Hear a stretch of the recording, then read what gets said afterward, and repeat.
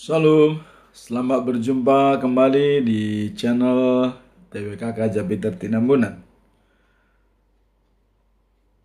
Sebelum baca firman, kita berdoa.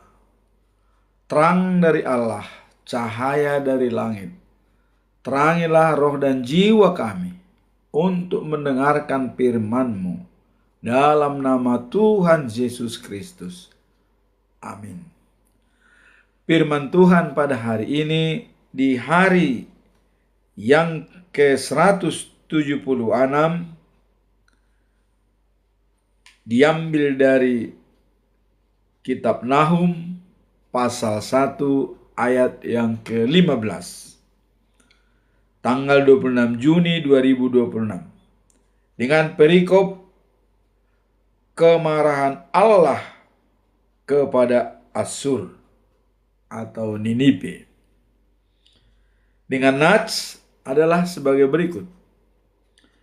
Lihatlah di atas gunung-gunung berjalan orang yang membawa berita, yang mengabarkan berita damai sejahtera.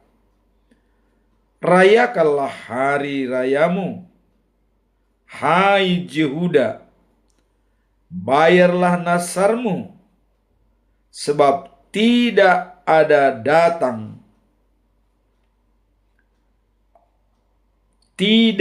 akan datang lagi Dursila menyerang engkau.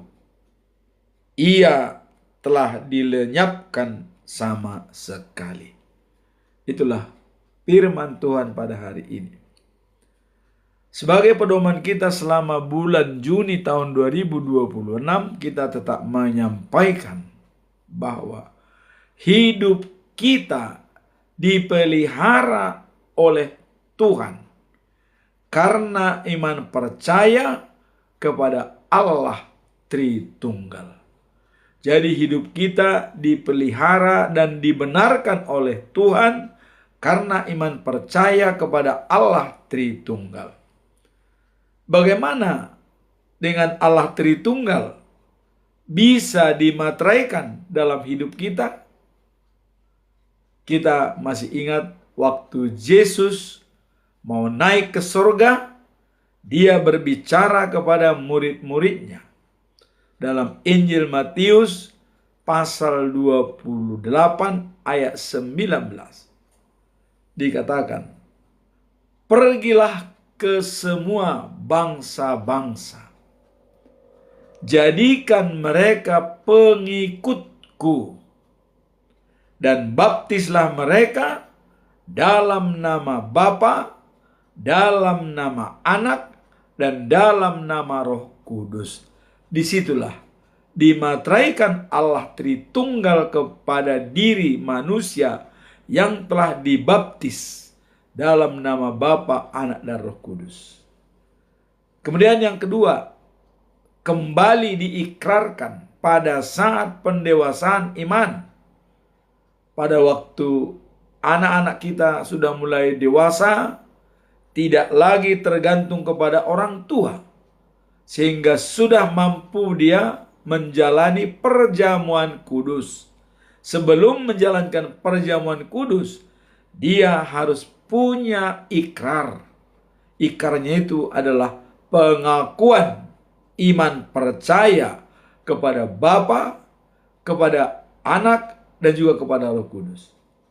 Dan itu disampaikan oleh hamba Tuhan untuk tetap diikrarkan oleh para orang-orang yang belajar firman Tuhan dan akan lepas sidi.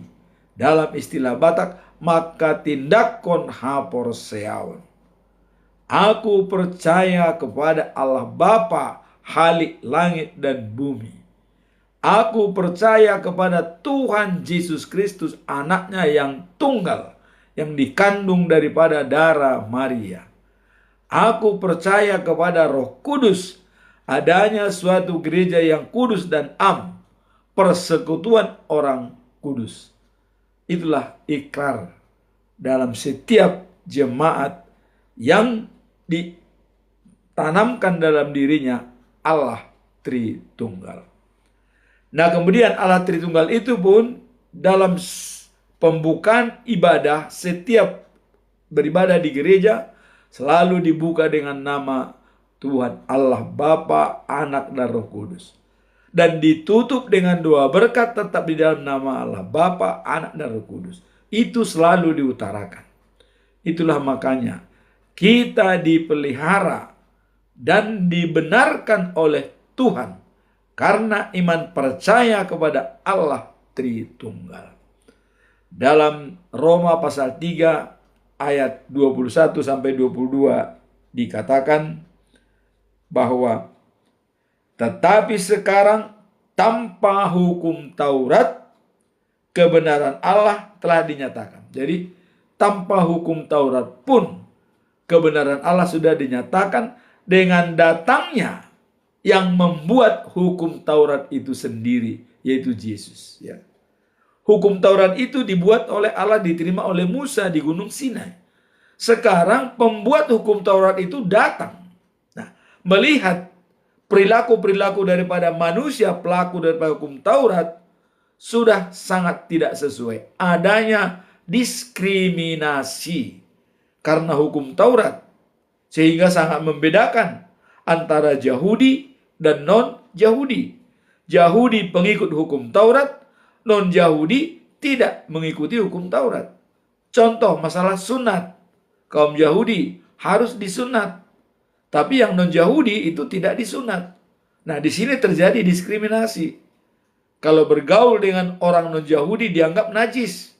Harus bergaul dengan Yahudi yang disunat, yang hukum Taurat. Nah, disinilah dikatakan. Tapi sekarang tanpa hukum Taurat, kebenaran Allah telah dinyatakan. Seperti yang disaksikan dalam kitab Taurat dan kitab-kitab para nabi. Yaitu apa katakan? Kebenaran Allah karena iman dalam Yesus Kristus bagi semua orang yang percaya. Jadi kesimpulan kita dalam pedoman kita selama bulan Juni adalah kita dibenarkan Allah karena iman percaya Allah Tritunggal melalui Yesus Kristus. Itulah pedoman kita selama bulan Juni tahun 2026. Sekarang kita masuk dalam perikop hari ini, di mana kemarahan Allah kepada Asyur atau Niniwe dan mengembalikan bangsa Yehuda supaya bergembira ria karena adanya damai sejahtera. Siapa penulis daripada kitab Nahum ini?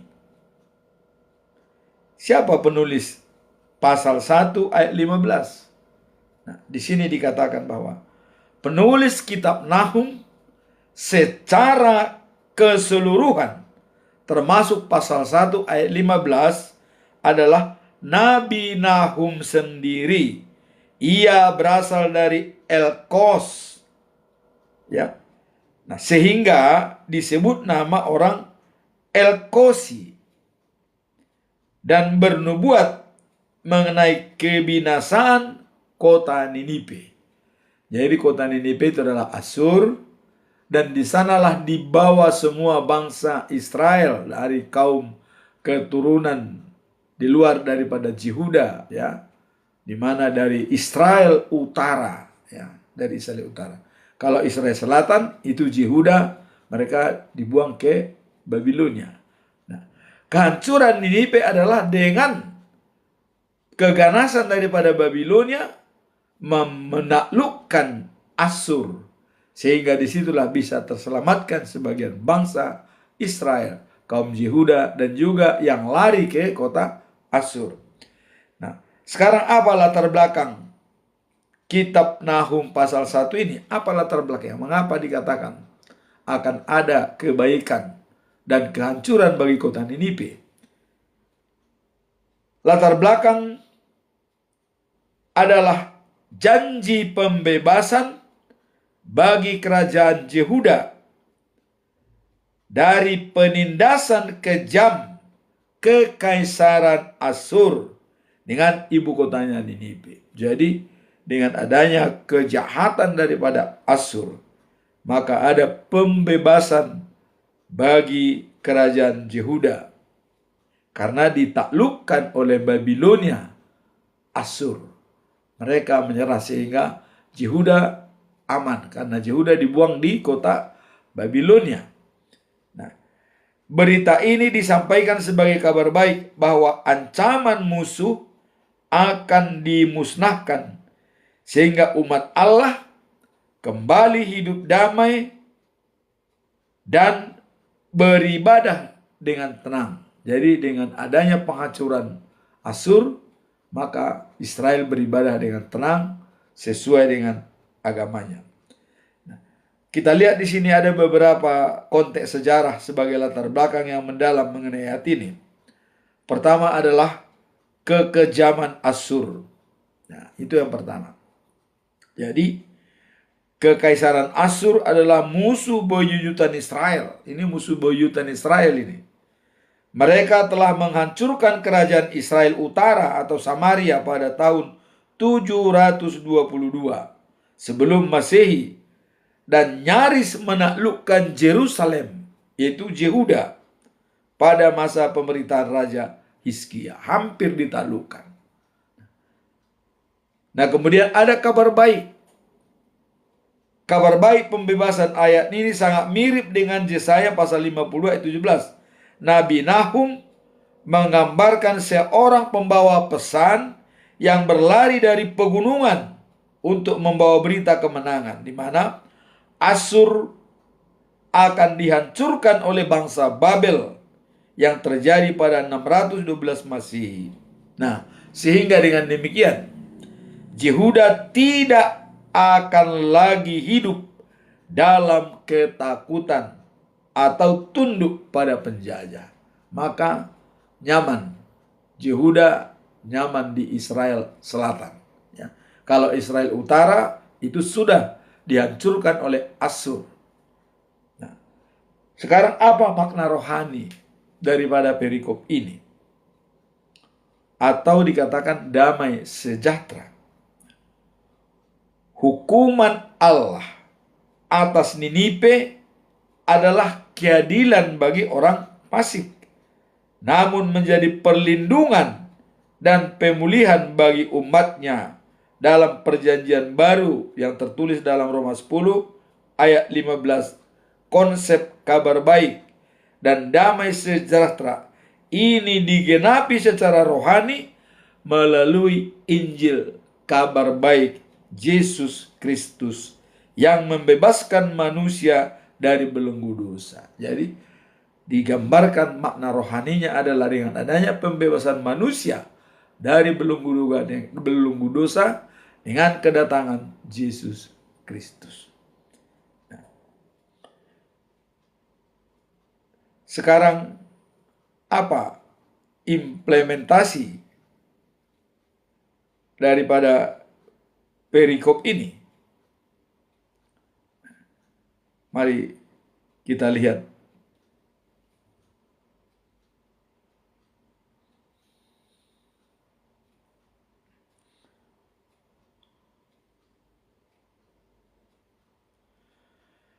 Implementasi dalam kehidupan sehari-hari.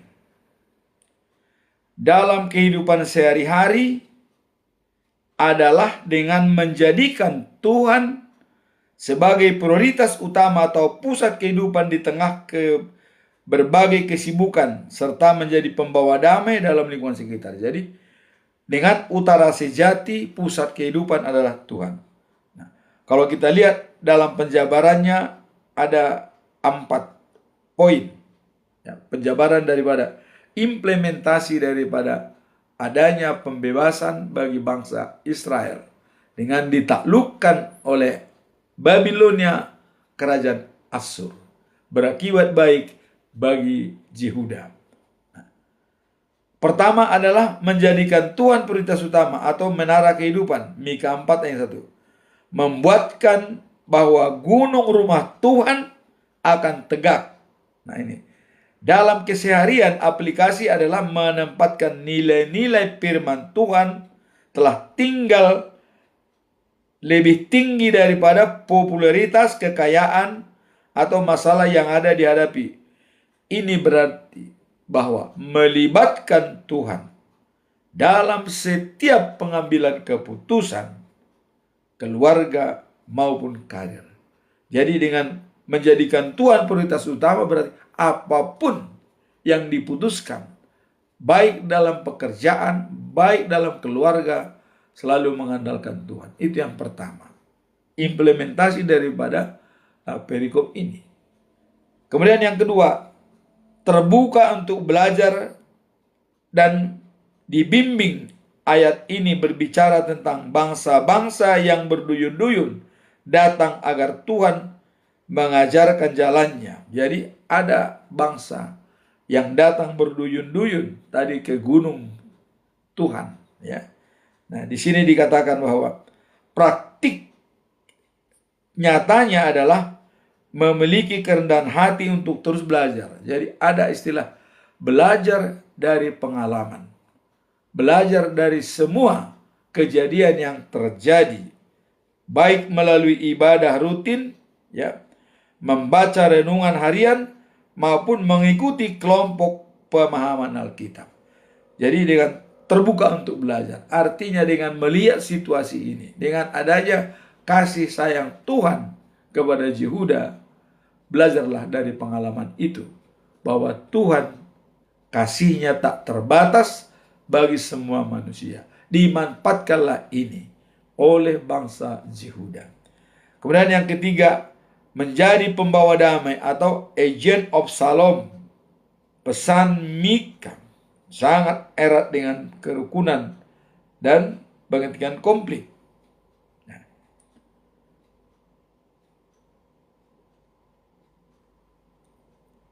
Terbuka terhadap sesama gambaran bangsa-bangsa.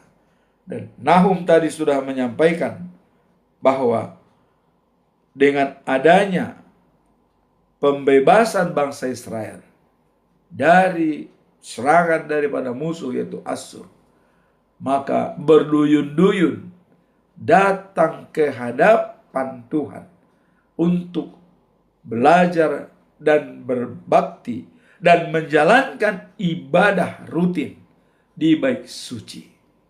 Itulah akibat bantuan daripada Tuhan sebagai pelindung bagi bangsa Yahudi.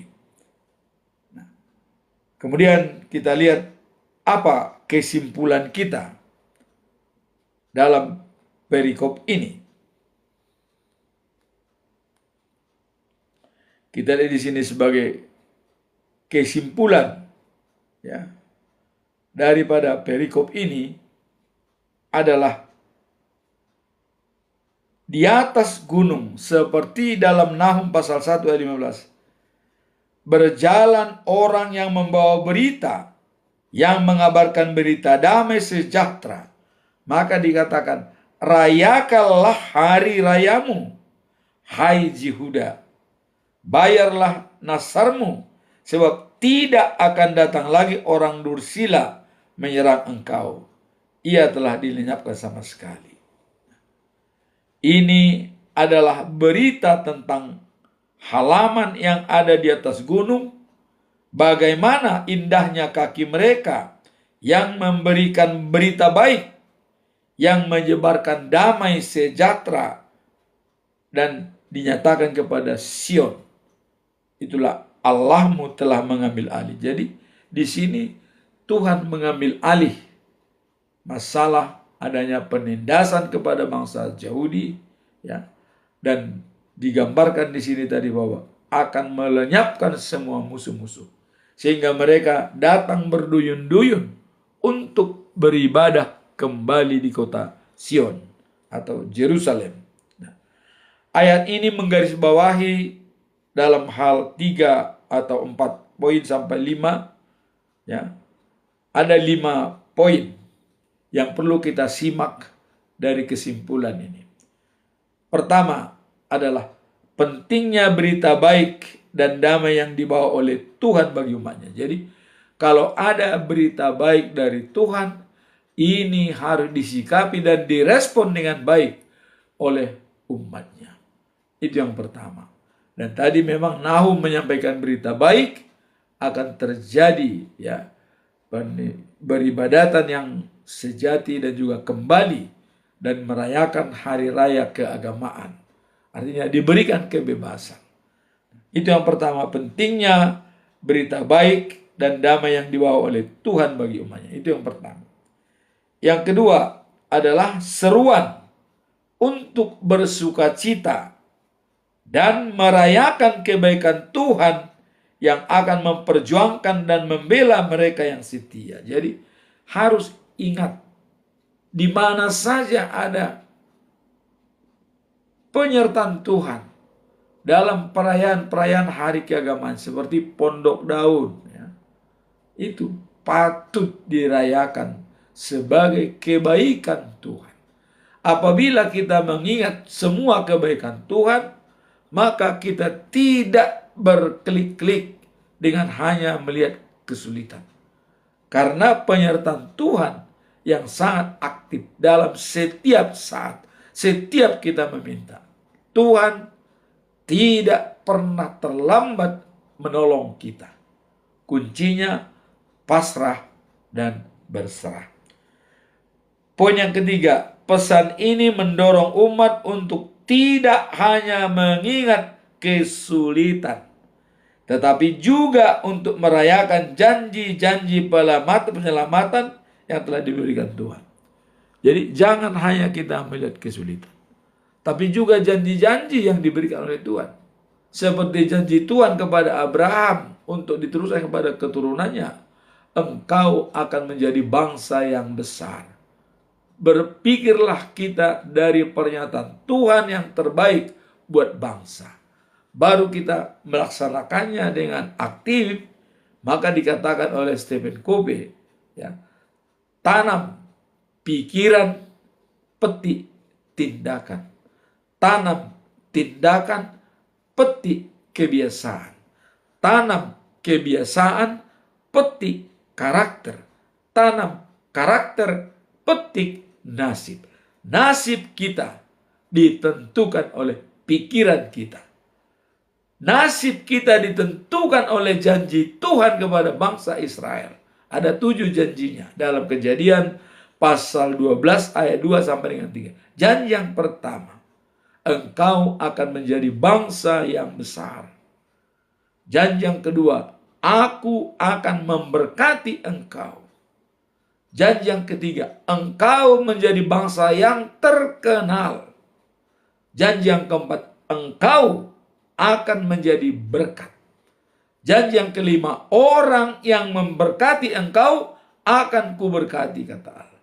Janji yang keenam, orang yang mengutuk engkau akan kukutuk. Janji ketujuh, engkau sudah menjadi berkat, maka semua bangsa di dunia akan diberkati melalui engkau. Begitu indah. Itulah janji yang sudah diberikan Allah kepada bangsa Israel. Apakah janji itu berlaku sampai sekarang? Selama-lamanya berlaku. Karena Allah adalah Alfa dan Omega. Bukan diucapkan hanya pada saat itu. Itu berlaku sampai selama-lamanya. Dengan syarat. Allah menyatakan kepada Abraham dalam Kejadian pasal 18 ayat 19. Apa dikatakan? Dengan syarat. Ajarkan kepada anak-anakmu dan keturunanmu bahwa harus tunduk dan taat kepada Tuhan.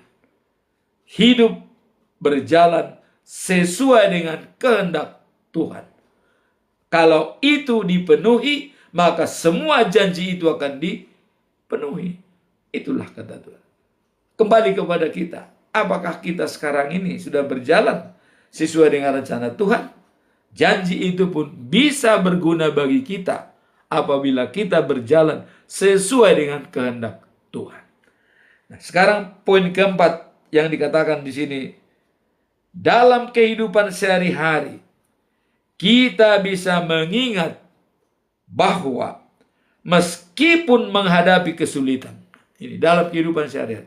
Meskipun kita menghadapi kesulitan, ya, Allah kita adalah sumber perlindungan dan kekuatan, dan kita dipanggil untuk tetap bersuka cita serta memuji Dia.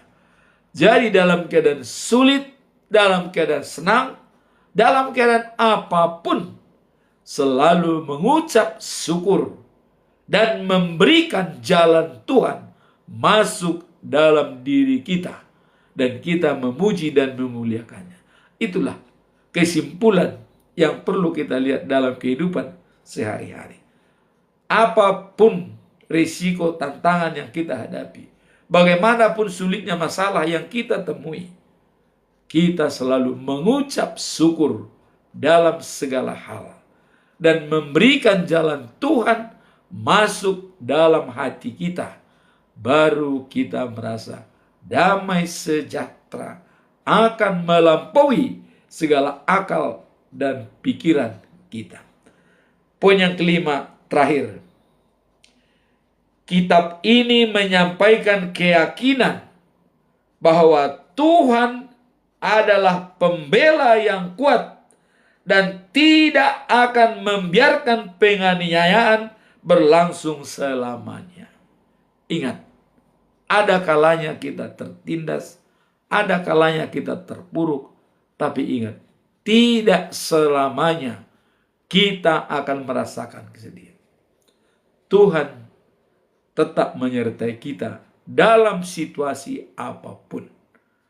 Maka dikatakan oleh Mazmur, dalam Mazmur 119 ayat 105 dikatakan, firman itu adalah pelita kakiku dan terang bagi jalanku.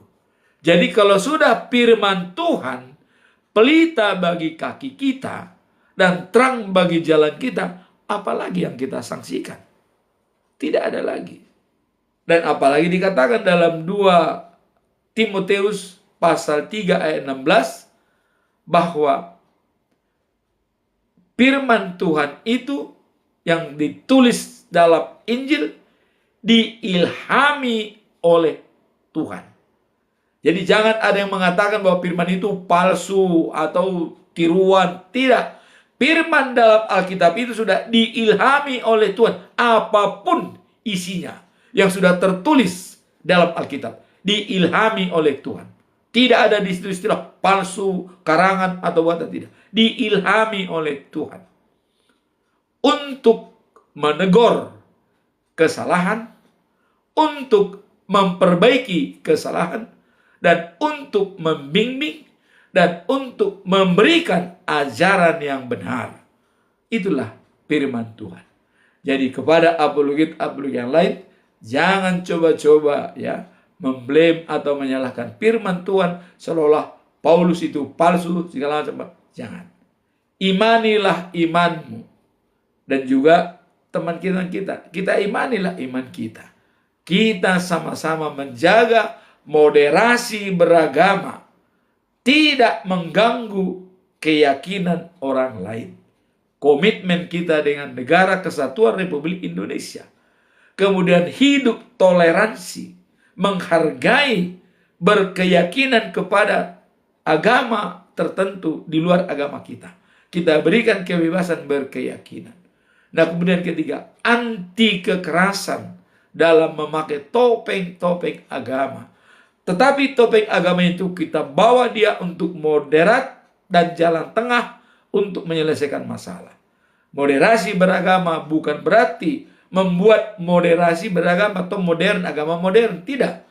Tapi pengetahuan agamanya yang kita moderasi, ambil jalan tengah. Kemudian yang keempat dikatakan, hargai budaya-budaya yang ada di sekitar kita.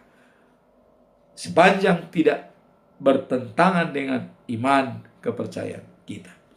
Itulah fungsi daripada firman Tuhan pada hari ini, bahwa Allah